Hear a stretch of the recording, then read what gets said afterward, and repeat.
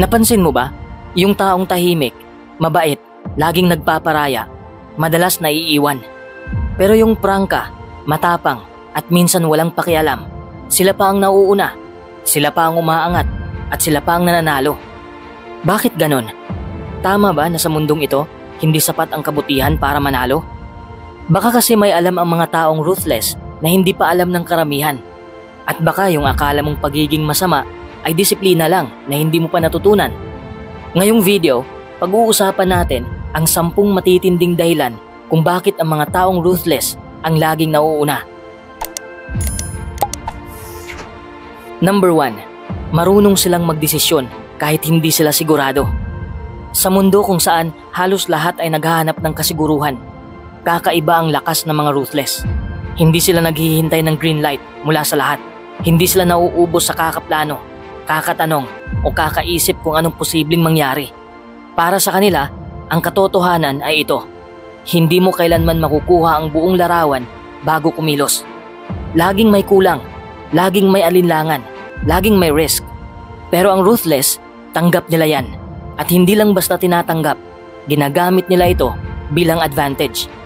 Habang ang iba ay natutulala sa dami ng pagpipilian, sila kumikilos na. Habang ang iba ay kinakalawang sa kakahintay ng perfect timing, sila gumagalaw sa kasalukuyan. Habang ang mundo ay naghihintay ng kumpirmasyon, sila gumagawa ng direksyon. At kahit sabihing pabigla-bigla sila, hindi nila iniinda. Dahil alam nila, ang kilos ngayon ay mas mahalaga kaysa plano bukas. Hindi nila hinahayaan ang duda na lamunin sila. Sa halip, ginagawang gasolina ang takot para itulak ang sarili sa galaw. Hindi nila hinahanap ang guarantee. Ang hinihintay nila ay momentum. Dahil alam nilang kahit hindi pa buo ang plano, basta may aksyon, pwedeng baguhin, pwedeng itama, pwedeng i-adjust. Pwedeng hindi perpekto ang simula, pero mas importante sa kanila na may simula. Kasi kahit anong talino, diskarte o ideya, wala lahat yon kung hindi mo kayang gumawa ng unang hakbang.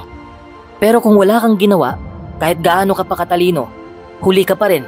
At sa panahon ngayon, hindi ang pinakamagaling ang nauuna. Ang nauuna ay yung marunong magdesisyon, kahit natatakot, kahit di sigurado. Kahit sa totoo lang, ang sigurado, dumarating lang sa mga marunong kumilos kahit walang kasiguruhan.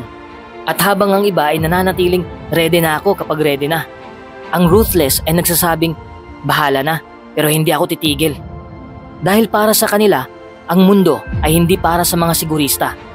Ito ay para sa mga handang sumugal, na may tapang, may utak, at may desididong puso. Number 2, hindi sila gumagawa para lang magustuhan. Isa to sa pinakamalaking pagkakaiba nila sa karamihan. Habang ang ibang tao ay halos inuubos ang enerhiya para siguraduhin na walang maiinis, walang masasaktan, at lahat ay masaya sa kanila, ang ruthless na tao, hindi doon umiikot ang mundo. Hindi sila nabubuhay sa applause, sa likes, o sa validation. Hindi nila ginagawa ang isang bagay para mapahanga. Ginagawa nila ito dahil kailangan. Ginagawa nila ito dahil may layunin sila na mas malaki kaysa sa opinyon ng kahit sino. At dahil hindi sila nakatali sa ideya na dapat ako magustuhan ng lahat, mas malaya silang kumilos.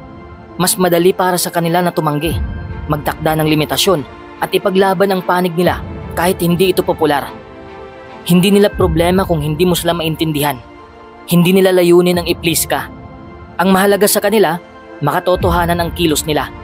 Hindi nila binabago ang sarili para lang tumugma sa panlasa ng crowd. Hindi sila takot matawag na masungit, iba o mayabang dahil alam nilang hindi yung mga label ang basihan ng tunay na halaga ng isang tao. Ang gusto nila ay gumalaw ayon sa katotohanan, hindi ayon sa expectation. At dito sila lumalakas dahil hindi sila kinukontrol ng takot na mawala ng approval. Habang ang ibang tao ay nababali at nauubos sa pag-a-adjust sa panlasa ng iba, sila ay diretso, buo at matibay sa direksyon na pinili nila. Kaya nilang tiisin ang panandaliang rejection kung kapalit nito ay long-term success. Kaya nilang hindi pansinin ang bulong ng iba basta malinaw sa kanila ang tinig ng sariling konsensya. At kahit walang tumayong kakampi, basta alam nilang tama ang nilalakaran nila, tuloy lang. Kaya nilang tumayo mag-isa at kaya nilang mabuhay na hindi hinahanap ang gusto ako ng lahat. Dahil alam nila ang respeto ay mas mahalaga kaysa sa pagkakagusto. At sa maraming pagkakataon, ang totoong progreso ay hindi nagsisimula sa pagka-popular, kundi sa katapangan mong maging totoo kahit hindi ka aprobado ng lahat. Dahil sa huli, mas mabuting irespeto ka sa katahimikan kaysa palakpakan ka habang nagkukunwari ka. Number 3, direkta sila kung magsalita. Kapag ruthless ang isang tao, hindi siya nag-aaksaya ng oras sa paligoy-ligoy. Wala silang time para sa baka pwede, siguro, tingin ko lang. Ang approach nila ay malinaw, direkta at walang pasakalye. At sa totoo lang, hindi ito dahil gusto lang nilang maging brusko. Ito ay dahil alam nila na sa mundo ngayon, ang kalinawan ay kapangyarihan. Kapag marunong kang magsabi ng totoo ng diretso, hindi lang ikaw ang nakikinabang, pati mga tao sa paligid mo, mas naiintindihan ka. Mas mabilis silang nakakakilos. Mas malinaw sa kanila kung ano ang tama, ano ang mali, at ano ang inaasahan. At sa dami ng ingay, sa dami ng drama, at double meaning sa mundo, sobrang rare na ngayon ang taong straight to the point. Kaya kapag may ganyan kang kausap, oo, minsan nakakainis. Pero sa dulo, sila pa rin ang hinahanap-hanap. Bakit? Kasi sa panahon ngayon, halos lahat ay naglalakad sa itlog. Takot masaktan ang damdamin ng iba, takot mabash, takot mapulaan. Kaya ang resulta, hindi masabi ang tunay na saloobin, hindi maramdaman ang urgency, at ang daming nasasayang, oras, resources, at oportunidad dahil walang gustong tumapak ng diretsyo. Ang pagiging direkta ay hindi kabastusan. Sa katunayan, para sa mga ruthless, ito ang anyo ng respeto. Hindi nila ina-underestimate ang kakayahan mong makaintindi. Hindi ka nila binibaby. Sinasabi nila kung ano ang kailangang marinig, hindi lang kung ano ang masarap pakinggan. At kahit hindi laging madali tanggapin, yun ang klase ng komunikasyon na nagpapaandar ng tunay na pagbabago. At sa mundo ng trabaho, negosyo o kahit relasyon, ang pagiging malinaw ay hindi lamang kagandahan, kundi kalakasan. Kung alam mo kung ano ang gusto mong mangyari at nasasabi mo ito ng walang takot, mas malaki ang tsansang makuha mo yun. Hindi dahil sa tapang mo lang, kundi dahil alam ng ibang tao kung ano ang direksyon mo. Walang guessing game, walang pretensyon. Kaya kung nagtataka ka kung bakit sila mas napapakinggan, mas pinapansin, at mas nakaka-move ng tao, ito ang sagot, direkta silang magsalita. Kaya diretso rin silang makaabot sa punto. Habang ang iba ay busy sa pag-iwas, paglalambing o pag-aalangan, sila naman ay tahimik lang, pero malinaw. At sa mundo ng kalituhan at pagdududa, ang malinaw ang laging nauuna. Sa dulo, hindi yung pinakamalambing ang sinusundan ng tao, kundi yung taong kaya kang bigyan ng direksyon kahit masakit. Dahil kahit sa pakikitungo, minsan ang tunay na malasakit ay nasa pagiging totoo. Number 4, hindi sila takot sa conflict. Sa mundo ng maraming tao, ang conflict ay parang bagyong kailangang iwasan. Mas mabuting tahimik na lang, magtiis, ngumiti kahit hindi totoo, kaysa harapin ang hindi pagkakaintindihan. Pero ang ruthless na tao, hindi ganun mag-isip. Sa kanila, ang conflict ay hindi kalaban. Isa itong bahagi ng proseso. Parte ito ng paglilinaw, ng paglalaban ng ideya, ng pagwawasak ng ilusyon para makita ang totoo. Hindi sila nagkukunwaring okay kung hindi naman. Hindi nila kinukubli ang tensyon para lang mapanatili ang kapayapaan na peke. Kasi alam nila, ang kapayapaang binuo sa katahimikan pero puno ng galit, takot at pagkukunwari ay delikado. Mas pinipili nilang guluhin ang tubig kung kinakailangan para luminaw ang ilalim. Dahil para sa kanila, ang tunay na kapayapaan ay hindi kawalan ng gulo, kundi presensya ng katotohanan. Hindi sila natatakot na maging kontrabida sa paningin ng iba kung ang kapalit nito ay kalinawan. Hindi sila naglalakad sa eggshells para lang hindi ma-offend ng ibang tao.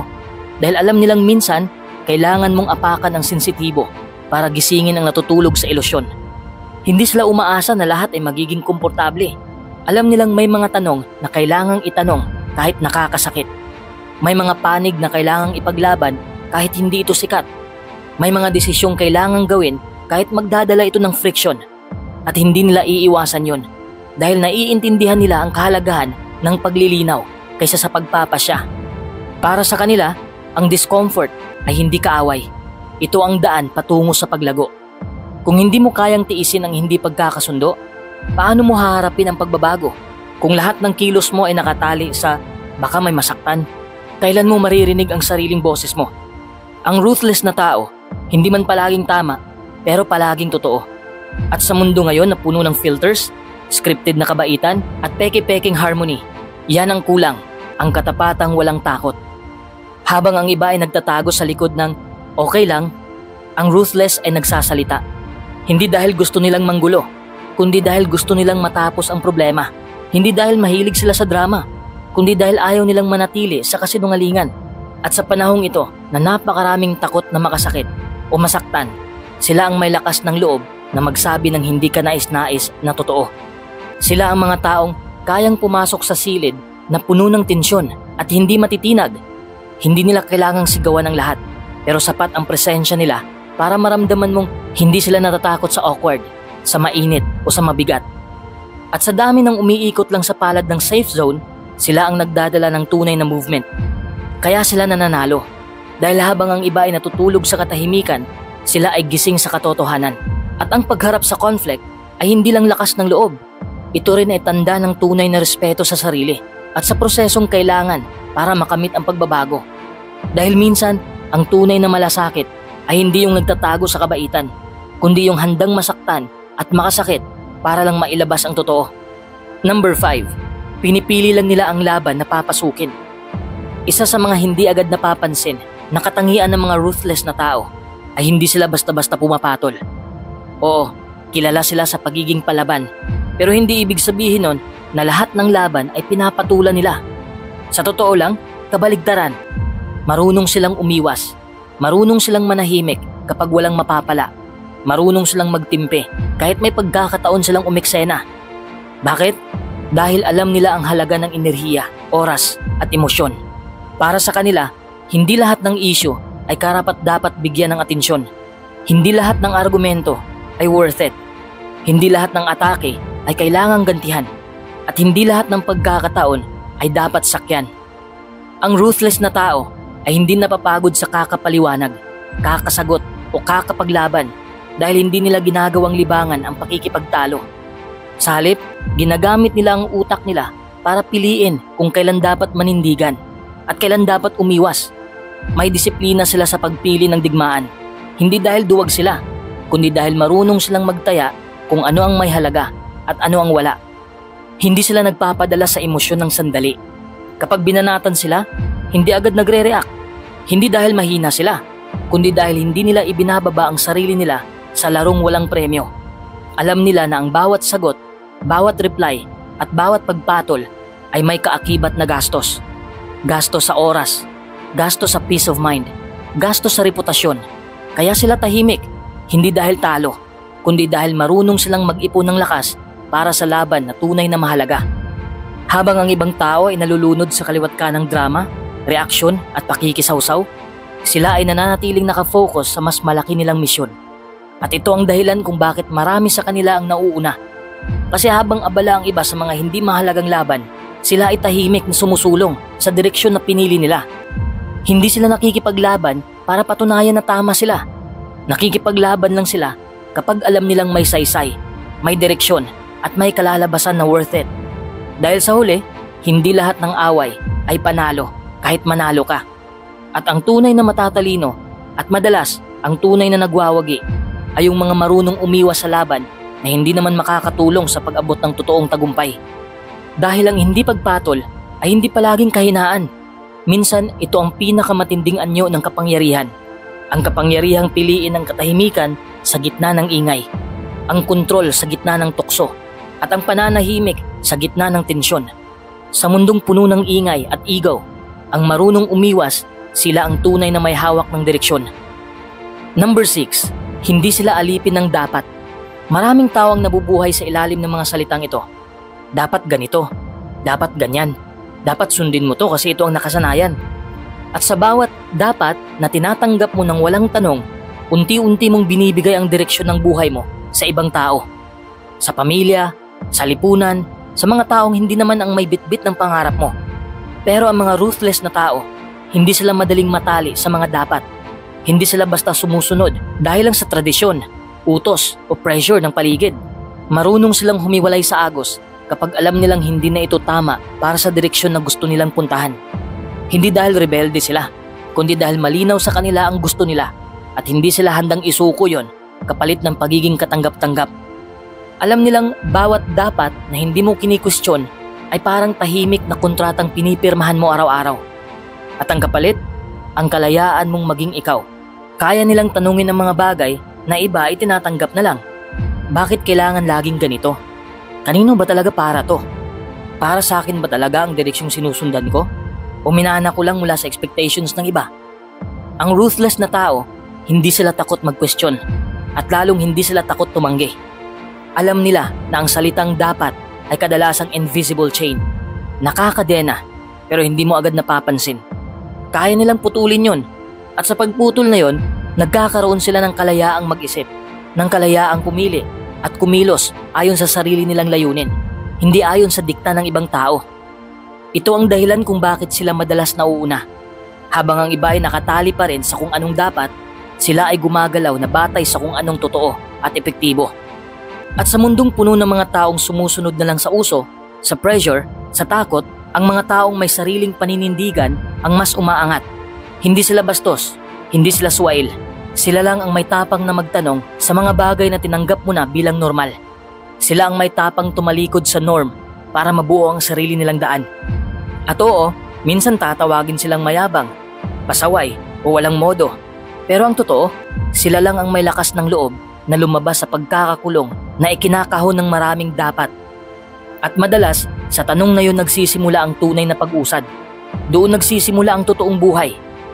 Number 7, resulta ang habol nila, hindi validation. Ang isang malaking pagkakaiba ng mga ruthless na tao sa karamihan ay kung ano ang hinahabol nila. Resulta, hindi validation. Hindi nila inuubos ang oras para lang mapansin, mapalakpakan o mapatunayang tama sila sa paningin ng iba.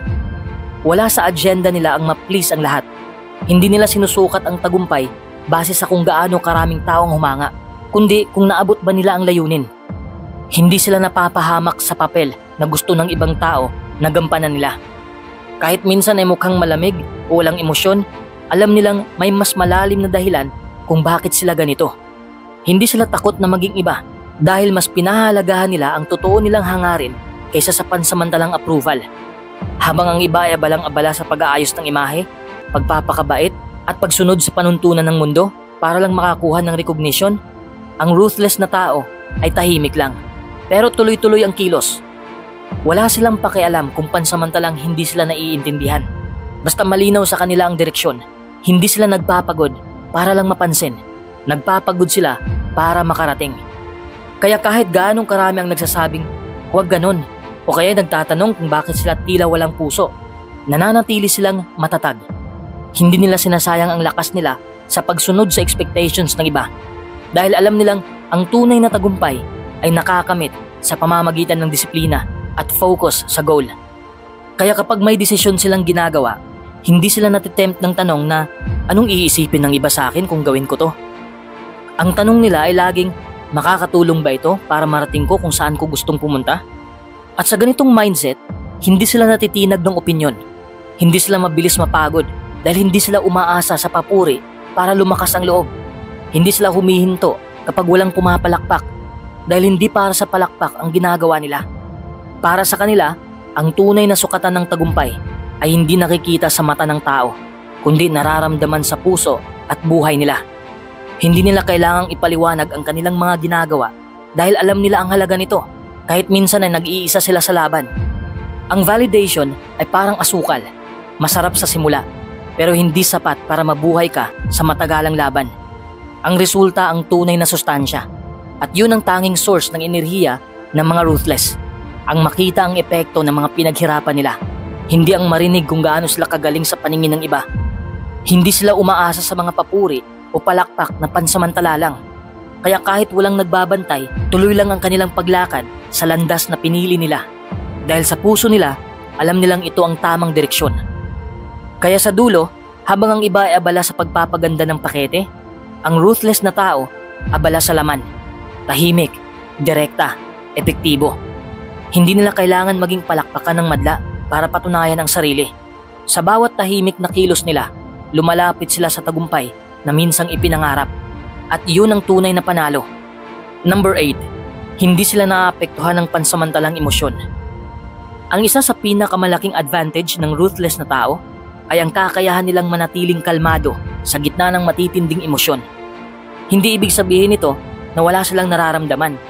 Ang totoo, may emosyon din sila gaya ng lahat. Pero ang kaibahan, hindi nila hinahayaan na ang damdamin ang magdikta ng direksyon ng kilos nila. Sila ay parang may sariling kontrol sa sarili, na parang may button na kaya nilang pindutin para pansamantalang i-pause ang emosyon at pag-isipan muna ng mabuti ang mga susunod na hakbang.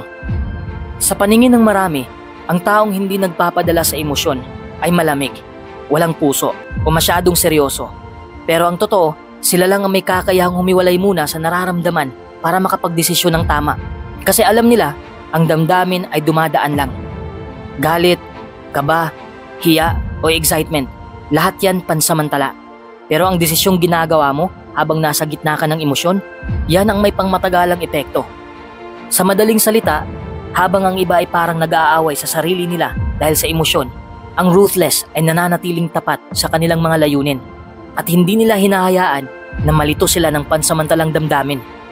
Kaya habang ang iba ay sumusugod dahil nadadala ng galit o umatras dahil kinabahan, sila nananatiling kalmado. Sila yung tipong marunong huminga bago magsalita, marunong maghintay bago magdesisyon at marunong magpigil kahit gusto nang sumabog. Kasi naiintindihan nila, ang tunay na lakas hindi makikita sa kung gaano ka kagaling mag-react, kundi sa kung paano mo napipigilan ang sarili mong masira ng sariling emosyon. Ang ganitong klase ng disiplina ay hindi basta-basta. Ito ay bunga ng matagal nilang pinagpraktisan, ng pag-aaral sa sarili at ng isang mindset na inuuna ang pangmatagalang kapakinabangan kaysa sa pansamantalang ginhawa o pagbibigay saya sa sarili. Ang disiplina nila sa loob ang dahilan kung bakit sila hindi natitinag sa labas. Habang ang ibang tao ay paulit-ulit na sinisira ng sarili nilang impulsive na ugali, sila ay tuloy-tuloy lang, tahimik, dire-diretso, epektibo, dahil hindi nila pinapabayaan ang emosyon na magdulot ng pagkalito.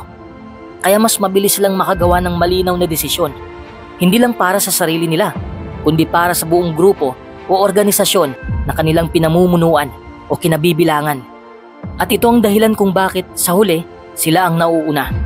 Hindi dahil mas magaling sila, kundi dahil mas marunong silang maghintay, magtimpe at gumawa ng tamang kilos. Kahit hindi nila feel gawin ito, kahit gaano kasakit o kahirap, kaya nilang i-prioritize ang tamang desisyon kaysa sa pansamantalang comfort ng damdamin.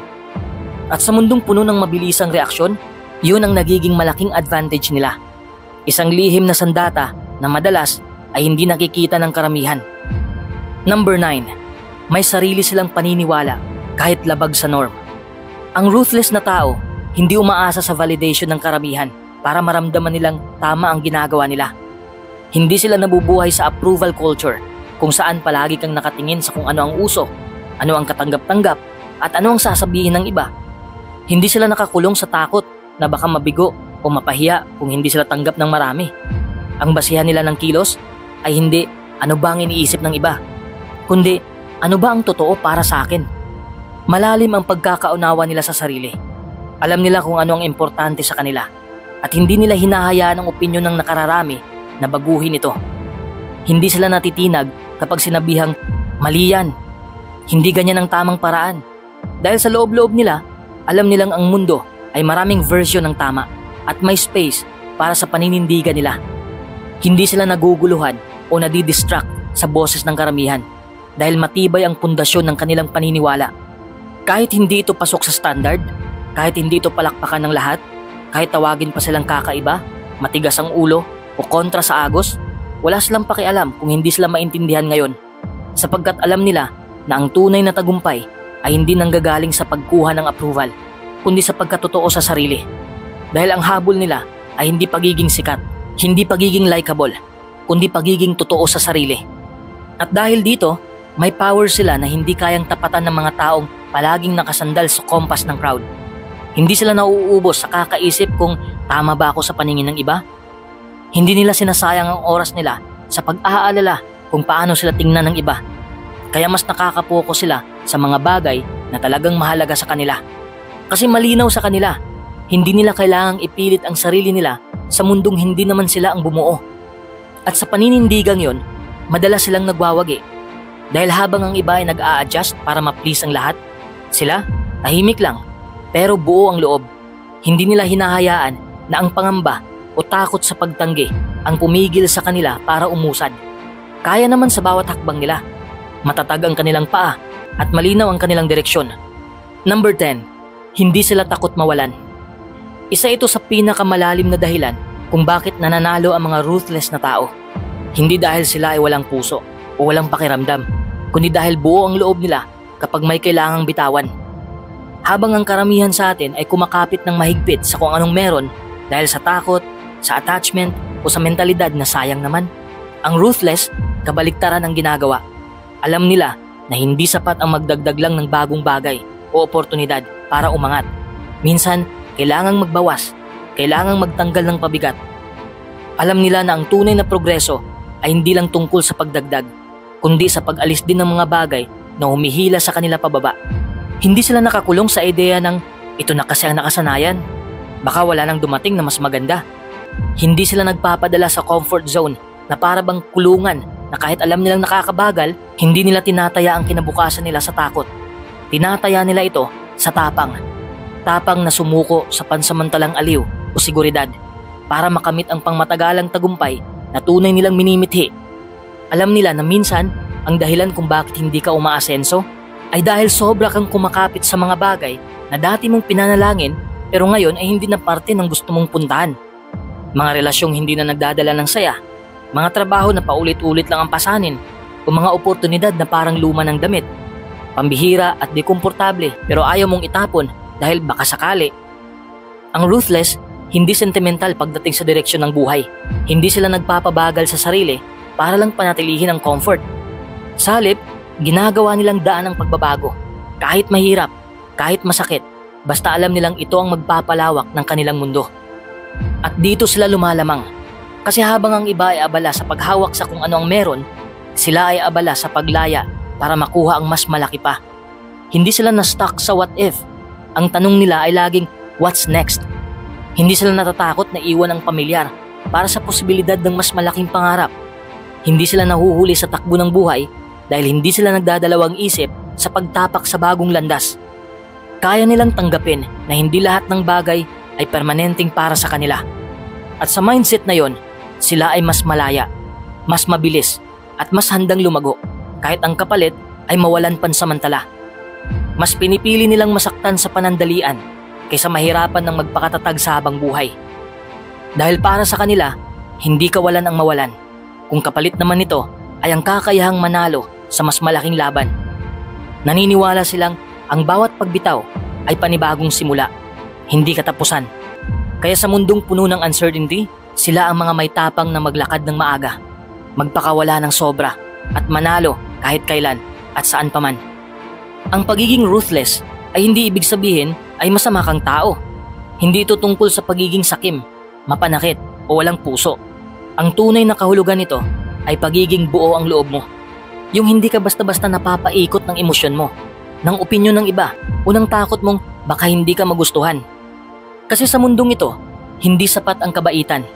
Oo, importante ang respeto, malasakit at pakikisama. Pero kung hindi mo kayang tumayo para sa sarili mo, kung palagi kang nag-a-adjust para lang hindi ka husgahan, kung lagi mong inuuna ang pakiramdam ng lahat maliban sa sarili mo, mapapagod ka, mauubos ka, matatalo ka. Ang ruthless na tao, kaya nilang magsabi ng hindi kahit ayaw ng karamihan. Kaya nilang gumawa ng desisyon kahit hindi pa sigurado ang resulta. Kaya nilang ipaglaban ang gusto nila kahit wala pang sumusuporta. At yun ang dahilan kung bakit sila nauuna. Hindi dahil sila ang pinakamaganda ang ugali, kundi dahil sila ang may kakayahang lumaban, habang ang iba ay nag-aalangan pa rin kung okay bang sumubok. Sa totoo lang, hindi naman natin kailangang maging sobrang tapang sa lahat ng oras. Pero kung gusto mong manalo sa mundo kung saan unahan, kailangan mong matutong tumibay. Hindi ka dapat maging ruthless para maging masama. Dapat kang maging ruthless para hindi ka basta-basta matapakan. Ang tanong ngayon, handa ka bang maging mas matapang? Handa ka bang tumindig kahit hindi ka palakpakan? Dahil sa dulo ng lahat ng ito, hindi ang pinakamabait ang umaabot sa tuktok, kundi ang pinakadeterminado. Alam mo, hindi kailangang maging malupit para umangat sa buhay. Pero kung palagi kang natatalo dahil masyado kang nagdadahilan o takot magpakatotoo, panahon na para magbago ng approach. Minsan, ang pagiging matatag at determinado, kahit pa ito'y tawaging ruthless, ang kailangan mo para makamit ang tagumpay na matagal mo nang hinahangad. Ngayon tanong ko sa'yo, handa ka na bang kalimutan ang dapat ng iba at simulan ang pag-prioritize sa sarili mo? Handa ka na bang maging matapang, klaro at focused? I-comment mo sa baba kung anong hakbang ang pinakagusto mong simulan. At huwag kalimutang mag-like at mag-subscribe para sa mas marami pang ganitong content. Tandaan, hindi ito tungkol sa pagiging masama, kundi sa pagiging matapang para sa sarili mo. Kita-kits sa susunod.